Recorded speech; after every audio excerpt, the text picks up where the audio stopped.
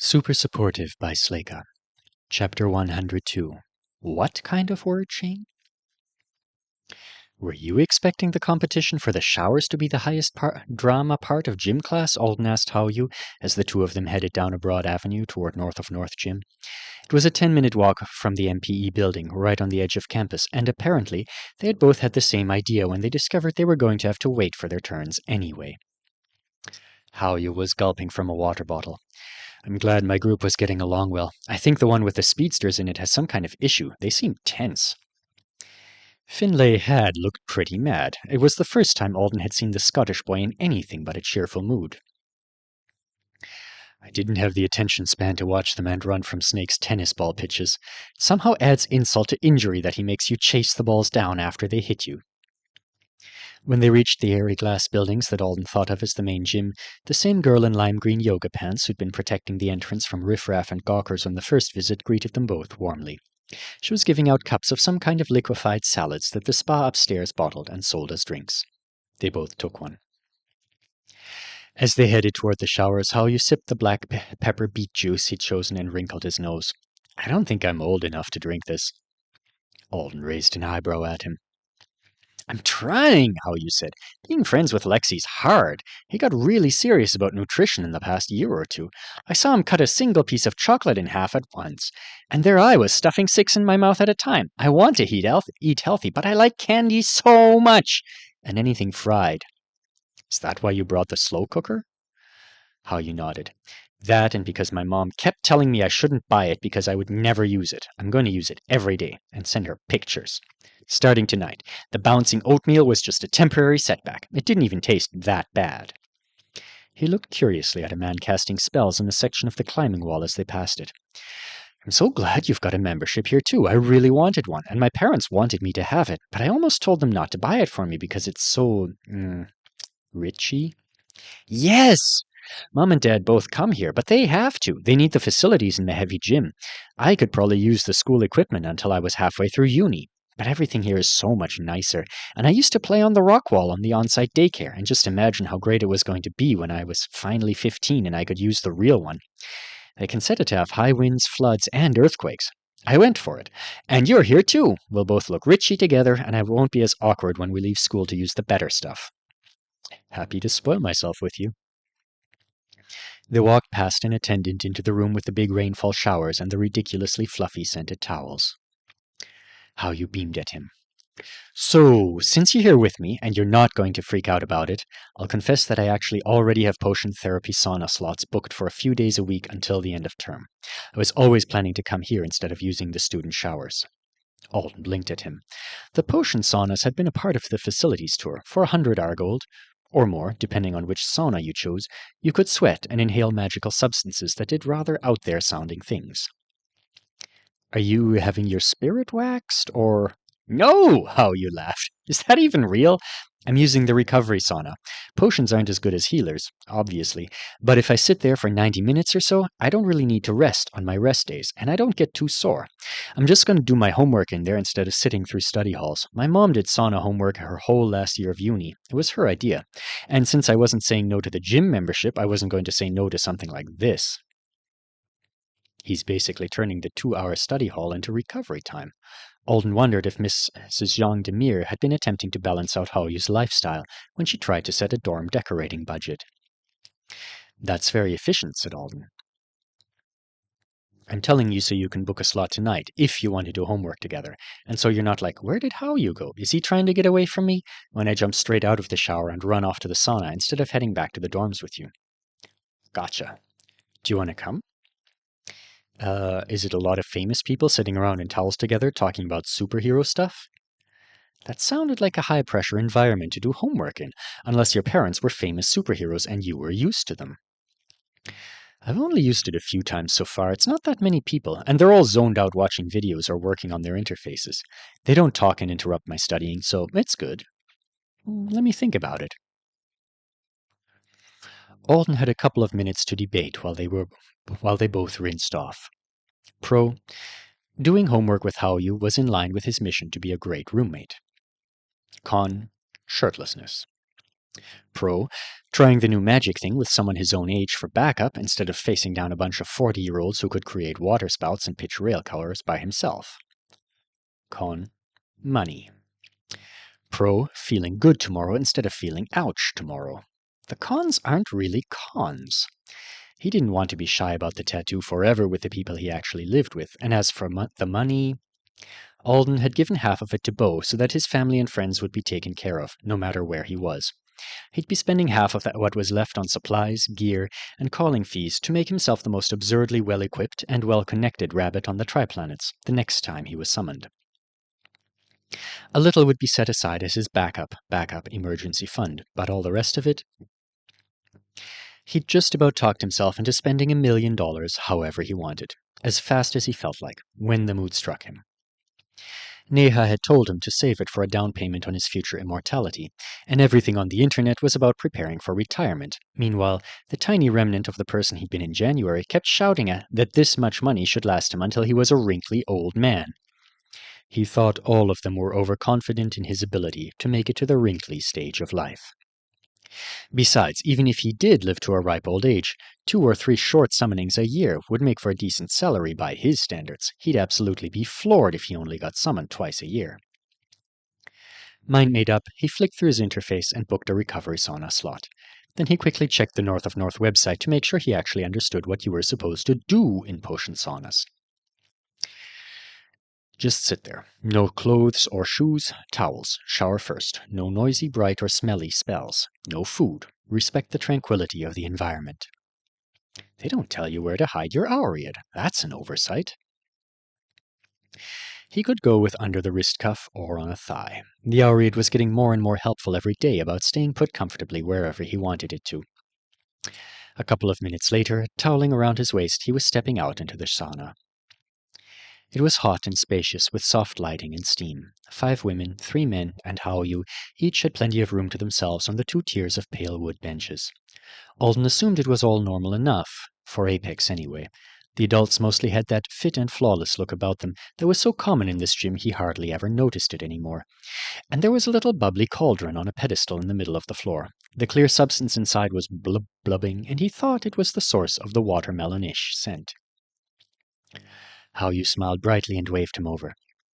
I'm going to watch all the drone footage of my rescues first, he said quietly. And then we have that reading assignment on outsmarting enemies for offense. Alden sat down beside him. By the time he'd started to sweat, he'd gotten over the inherent oddness of doing homework in such an uncommon environment, mostly because Haoyu was a dedicated student.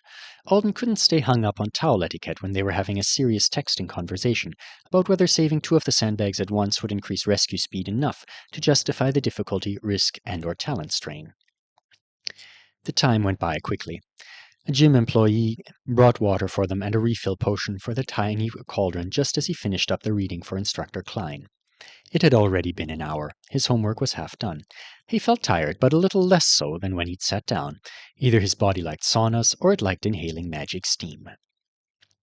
Most of the people who'd been here to start with were gone. There was just one woman wearing cucumbers over her eyes while she lounged on the top bench, which was technically having food in the sauna, wasn't it? He glanced over at Haoyu. His dark hair was stuck to his forehead, and his mouth was moving slightly. He was one of those people who did that, even when they were reading silently. Alden kept at his own homework. Cucumber Lady left about 15 minutes later. Alden was busy watching a video, so he wouldn't have noticed, but as soon as she closed the door behind her, Haoyu said, "Why can she wear food, but we can't eat food?" "I was thinking the same thing." Haoyu looked over at him. "Thanks for studying with me. I didn't beg too much, did I? I know it's expensive. I just got excited to have a gym buddy. The only other people I know who are even close to our age here are a couple of uni first years." "This is fun. I probably wouldn't ever have tried it if you hadn't asked, so I'm glad you did," Alden said. "I was more worried about wearing my towel backwards than the money." Haoyu looked doubtful. "I don't think you can wear a towel backwards." "What if I got here and everyone else had turned theirs into a toga, or they were supposed to be for our heads instead of our waists?" Haoyu snorted. It could happen. UNSC have weird customs. Spas have weird customs. Magic has weird customs. All three combined in one location? If I'd walked in and found out we all had to remove our towels and bow to the cauldron, I wouldn't have been very surprised. You were supposed to do that. Alden stared at him. The other boy's expression was sincere. It's all right that you didn't do it since it was your first time. Nobody expected you to know. Lexi's right about you. You do deliver jokes in the exact same tone as serious material. Hao-Yu grinned. What if you did that to someone? You can't do that! Someone like Jeffy will totally get naked and worship a wizard's soup pot. Jokes are funnier when they're subtle. He lifted an arm up over his head to start a shoulder stretch. I'm glad you wanted to try it. I was a lot more focused knowing someone else was doing the same assignments. Hao-Yu's not going to mention it. Alden was gratified, but not really surprised. He's so good-natured. And his mom... Alden decided he wasn't going to get a better chance to bring it up himself. Do you think our classmates will make a big deal about the tattoo when they see it? Arms still bent behind his head, Hao-Yu cut his eyes toward him. It's real, right? Yeah. You just have to ignore them, Hao-Yu said. You're rooming with me and Lexi and Loot. Plus, everyone's already talking about how something crazy happened to you. And you're a rabbit. The purity people have already slotted you in with the rest of us. They're stupid, and they just repeat whatever their parents say, so who cares? Alden felt like he was missing at least a couple social factors that Hao-Yu was treating as obvious. The purity people? You know, like the ones who are like, anyone who wants to work for the Artonans is an alien bum kisser. Anyone who gets summoned all the time cares more about money than human pride. Those people. I think there are only one or two in our whole class who are seriously that way. He dropped his arm and shrugged. I haven't noticed, said Alden. Sometimes it's someone who lost a family member to an emergency summons, and then, I understand, they're grieving and angry. Usually it's just the kids of contract refusers, or people who've never been called at all for some reason, and they want to act like not being part of that aspect of avowed life somehow makes them better than everyone else. So they're assholes? Mostly. Those people are going to be terrible no matter what, so I say, don't worry about them. Everyone else... Hao-Yu's brows suddenly lowered. Maybe I wouldn't flash it around the locker room after all.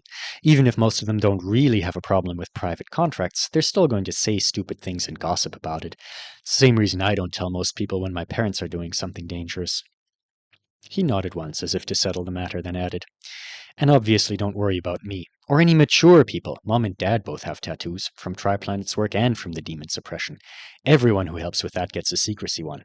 And Lexi's little sister has 8 now. Half of them are turtles, said Alden.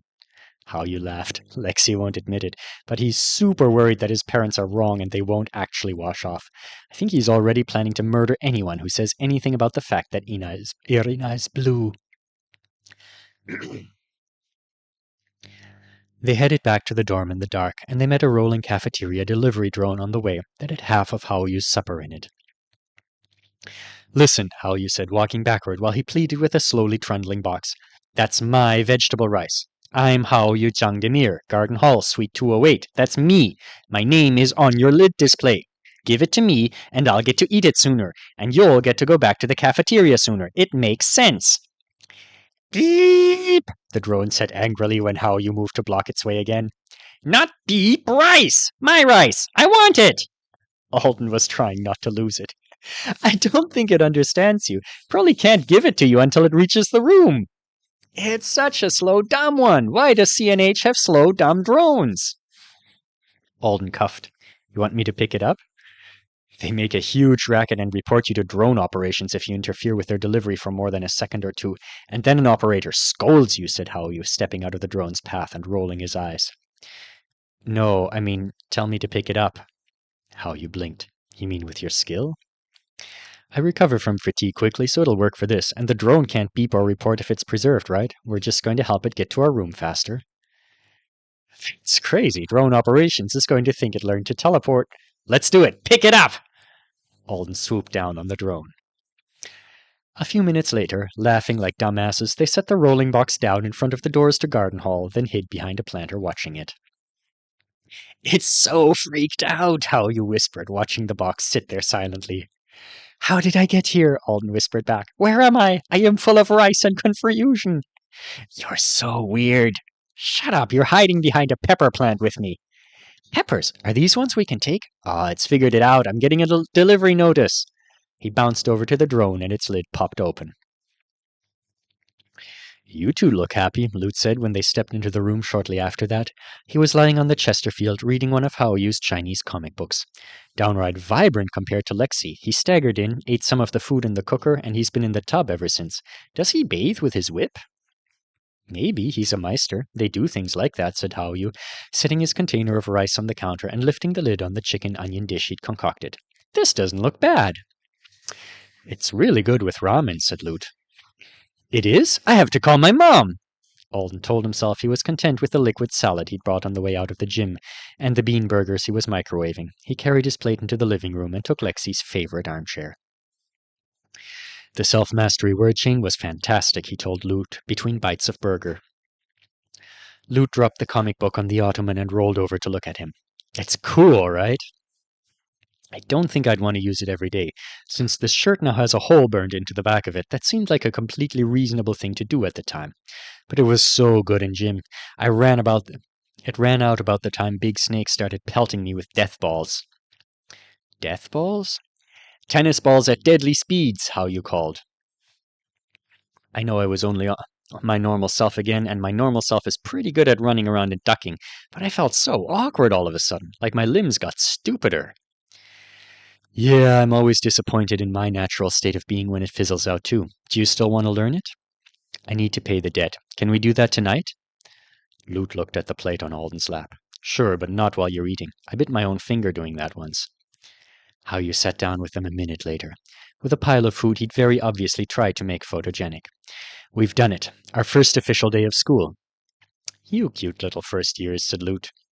You're a first year too, said Haoyu. Yeah, but I'm a grizzled old veteran first year. I bet you two don't even know which of the toilets on campus have spells and gag flushes on them. Haoyu and Alden exchanged looks. I feel like we need more details, said Alden. Absolutely not. It's a rite of passage to figure it out yourself. He looked at Alden's plate again. You finished your burgers. How much fun can Haoyu and I have at your expense? What do you mean? As a friend, I should tell you to go in bed for the night before I drop the debt on you, but as a friend, I think you should let us observe you a while instead. Is he going to be funny? He's going to be so funny. Lute was grinning. Haoyu looked excited. Alden Thorne was pretty sure he'd done it. He'd just become a great roommate. Would a not great roommate let two teenage boys who were laughing like hyenas watch him try to wash dishes when he was in this state? He didn't think so. The feet are more important, he told himself. Pay attention to your balance. He stood firm. The cup he'd been washing fell out of his hand to the small sink and sent soapy water splashing on the floor, for the third time. What the hell? He had been trying to say, what the hell? His tongue now had a disturbing habit of skipping over sounds. He accessed their roommate group chat. Alden, Lute, did you somehow give me a triple dose of this shit?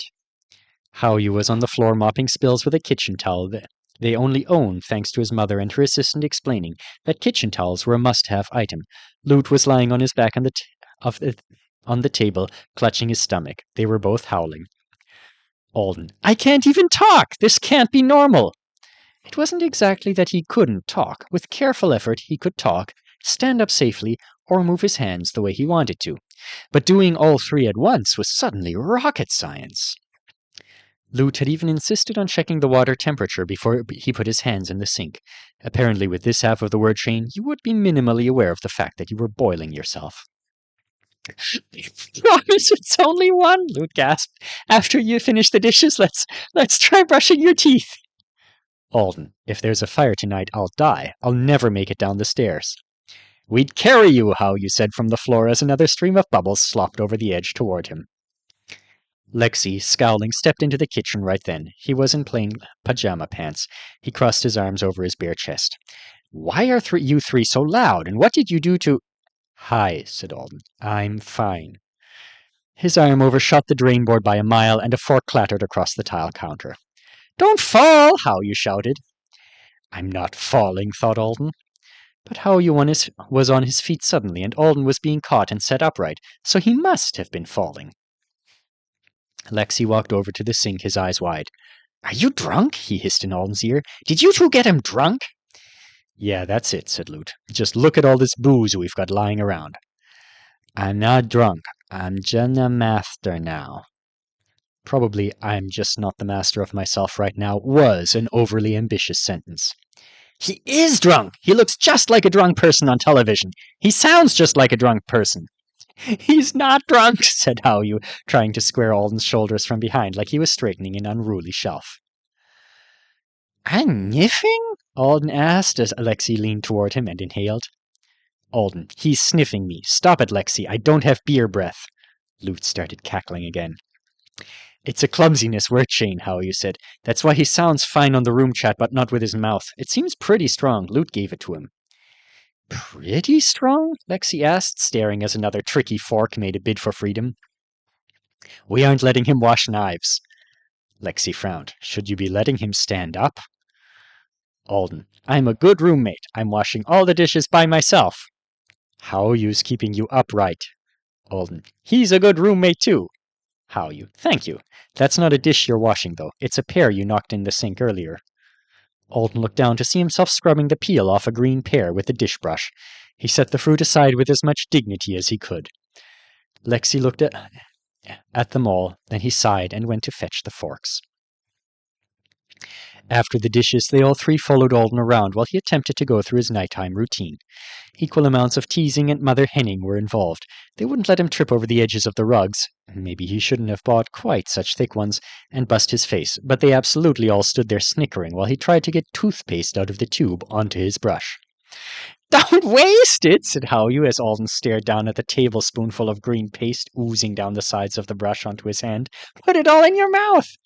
It's not a mistake, you guys, Lute said. He wanted that much. You should have seen what he ate for lunch. A Nesidoran social dynamic, said Lexi. Spit goes in the sink. Alden. Et tu, Lexi? Why do we randomly say Anesidoran social dynamic to Alden sometimes? Lute asked as he finished brushing. Alden glanced at them all in the mirror. Lexi's expression was neutral. Alden. Because I whined about Lexi keeping Anesidoran social dynamics to himself when he knew I was ignorant. I was being a dick. About Lute, he felt even worse about that now. Compared to Lexi? Lute asked. Alden, that time I was. Lute gasped in mock horror. Cool. Anesidoran social dynamic? Remember you have to pee before bed. For real. Lexi and Howyu both looked startled. What kind of word chain is this? Lexi asked, for the third time. Alden wasn't sure about the lack of bodily awareness being great for sleeping. He might have just been tired after the day he'd had, but he was drifting off easily, right on the brink of unconsciousness when the notification came in. Video call from 2763rd General Evil Art, Artona 1. Connection fee waived. Alden stared at it. Stuart was calling. Early. It shouldn't have been much of a surprise. Alden was up in the middle of the night a lot, and Stuart knew that. But I'm in bed, and my tongue is broken. He reached up and slapped at the switch for the reading light above his bunk. When he finally got it, he accepted the call with a thought. Evil Art's black hair and pale pink eyes appeared. She was in her cushioned window seat again. The human is very loosey-goosey today, Stu, she reported. He's in bed. Loosey-goosey? Alden was going to have to look into the word that was being translated that way. Did we wake him up? Stuart inserted his face between his sister and the tablet. Did we wake you up? I'm sorry. I called as soon as I got home. I wasn't thinking about the time as much as I should have been. Evil Art gave them both a curious look. It's all right, Alden said slowly, in the least loosey-goosey Artonan he could manage. Think only about the tongue. Only the tongue. I'm on the bad half of a word chain now. Do you mind if we send text messages instead? Or talk in the morning? My mouth. Stuart smiled. Go to sleep. I'll call back later. He means I'll call back later, his sister said dryly. Thank you. Both of you. We can talk all day tomorrow, Stu. If you want. Night, night. The human just said night-night and hung up on you. And me, said Evil Art in an intrigued voice. Mostly me, since it's officially me calling. He has a name, Stoart perched on the edge of the lounger beside her. I know! It's your fault for naming your pet after him. Now I don't know what to call either of them. Alden, and other Alden. The Riebit and the other Riebit, not confusing in the slightest. She shoved herself back into her cushions. After a moment she said, Stu, are you all right these days? He sighed. I would be much more all right if you would all stop wanting things for me that I don't want for myself. She smiled. You're still angry with me. I don't know why you thought I wouldn't side with the others. It's only the small matters I allow myself to be careless about. You are not a small matter. One of her hands rummaged under a golden yellow pillow and pulled one of her lung sticks.